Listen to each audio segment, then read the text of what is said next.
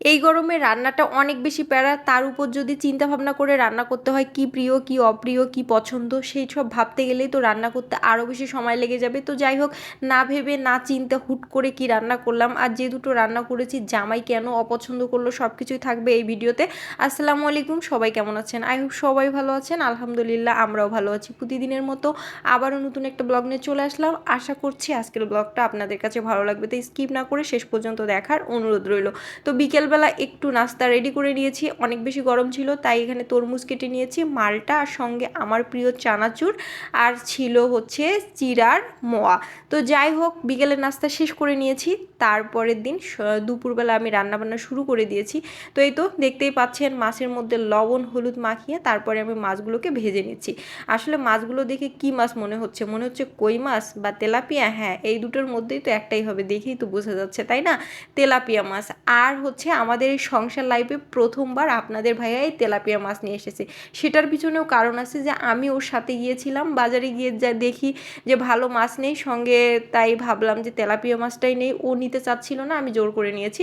তো নেওয়ার পরে মনে হয় যে আমি বোকা সেজে গেলাম। তো ভাবলাম যে সে তো নিতেই চাচ্ছিল না, তো আজকে একটু মজা করে রান্না করে প্রথমবার ওকে দেখি আমার হাতে তেলাপিয়া মাছটা খাওয়াতে পারি কিনা।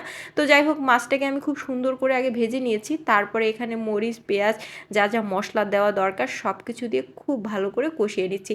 দেখেন তো কালারটা দেখেই কত সুন্দর লাগতেছে না, যে মাছের তরকারিটা কত বেশি টেস্ট হবে। তবে হ্যাঁ, তেলাপিয়া মাছের মধ্যে একটা কেমন জানি ফ্লেভার থাকে, তো সেই ফ্লেভারটা যাতে না থাকে সেটার জন্য আমি খুব সুন্দর করে ভেজে নিয়েছি। নেওয়ার পরে কিন্তু মশলাটাকে কষিয়ে মাছগুলো দিয়ে আবারও সব কিছুর সাথে নেড়ে চেড়ে নিলাম।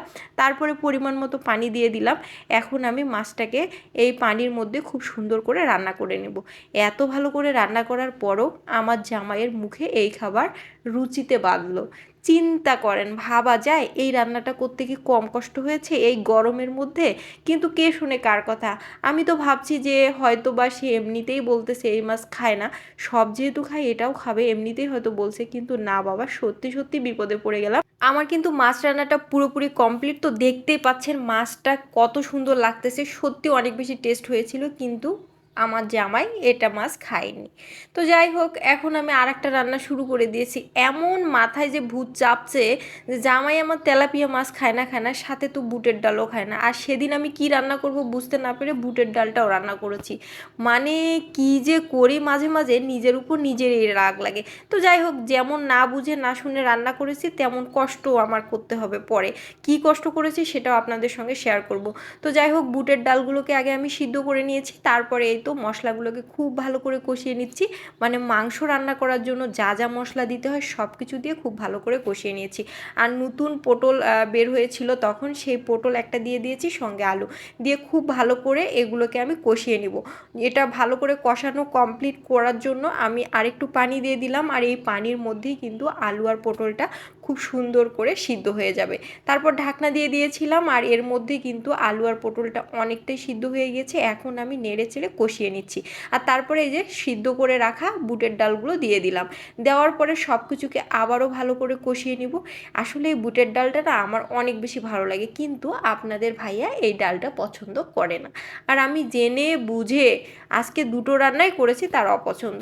তো হ্যাঁ, কি আর করার, রান্না করার পরে সে যখন খেতে বসেছে, তরকারি দেখে তো তার মাথায় হাত, সে কোনো রিয়াকশন করলো না, চুপচাপ খেয়ে নিল।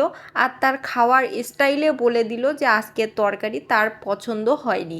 আসলে সে কখনো খাবার নিয়ে কিছুই বলে না, কিন্তু খাবারের পরিমাপ দেখলেই বোঝা যায় যে কতটুক খায় বা না খায় সেটা তো আমি জানি। আর যখন দেখি যে অল্প খেয়ে উঠতেছে তখন বুঝে নেই যে আসলে তরকারি ভালো লাগেনি। তো যাই হোক, আমার কিন্তু বুটের তরকারিটা রান্না পুরোপুরি কমপ্লিট। রান্না শেষ করে আমি এখানে ভাজা জিরার গুঁড়া আর উপরে কিছু পেঁয়াজ বেরেস্তা দিয়ে নামিয়ে নেব।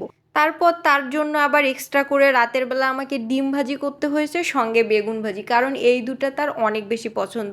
তো যাই হোক, আপনারাই বলেন আজকে দুটো রান্না কেমন লাগলো, কমেন্ট করে জানাতে কিন্তু ভুলবেন না। আজকে এ পর্যন্তই, সবাই ভালো থাকবেন, আল্লাহ হাফেজ।